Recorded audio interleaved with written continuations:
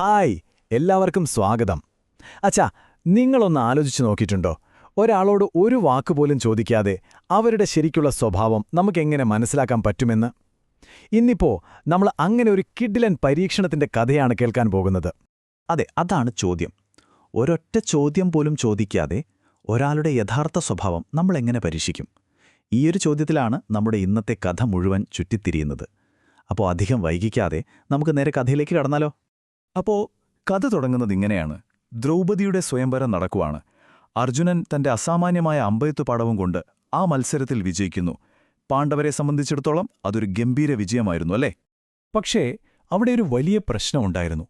ഈ വിജയികളായ പാണ്ഡവർ അവർ ശരിക്കും വേഷം മാറിയാണ് വന്നിരുന്നത്.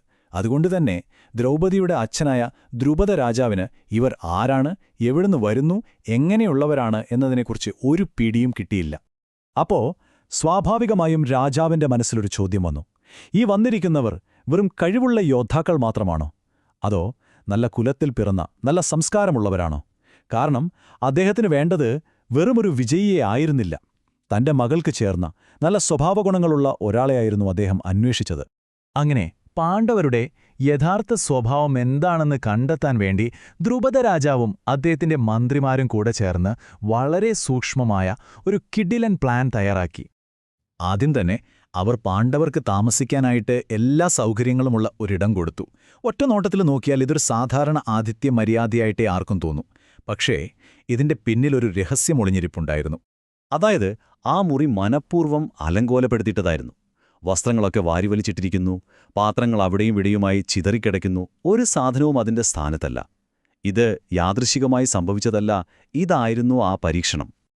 അങ്ങനെ പരീക്ഷണത്തിനുള്ള കളമൊക്കെ ഒരുങ്ങി. ഇനി പിറ്റേന്ന് രാവിലെ എന്ത് സംഭവിക്കുമെന്നറിയാനുള്ള ആകാംക്ഷയിലായി എല്ലാവരും. പിറ്റേന്ന് രാവിലെ മന്ത്രിമാർ ആ മുറിയിലേക്ക് തിരികെ എത്തി. അവർ മുറി തുറന്നു നോക്കിയപ്പോൾ എന്തായിരിക്കും കണ്ടിട്ടുണ്ടാവുക?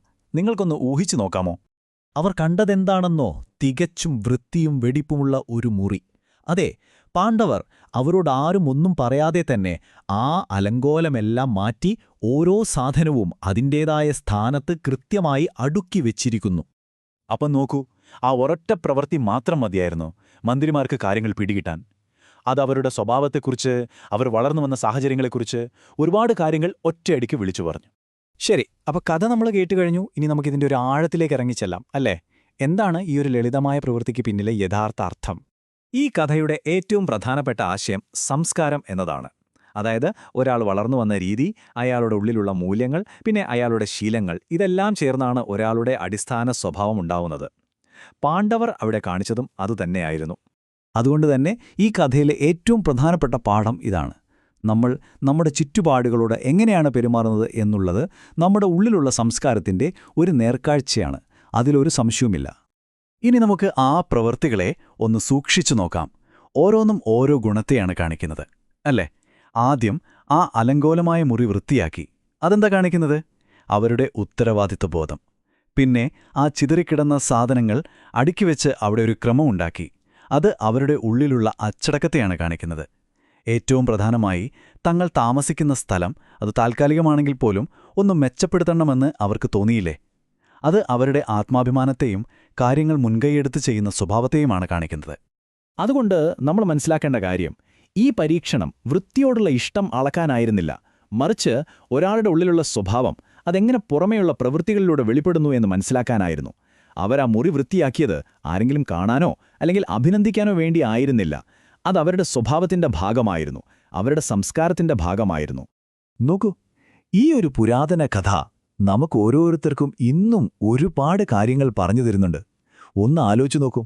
നിങ്ങളുടെ മുറി, നിങ്ങളുടെ വർക്ക് സ്പേസ്, നിങ്ങളുടെ ചുറ്റുപാടുകൾ നിങ്ങളെക്കുറിച്ച് എന്താണ് പറയുന്നത്? ഈ ഒരു ചോദ്യം നിങ്ങൾക്കായി വിട്ടുതന്നുകൊണ്ട് അടുത്ത തവണ കാണാം.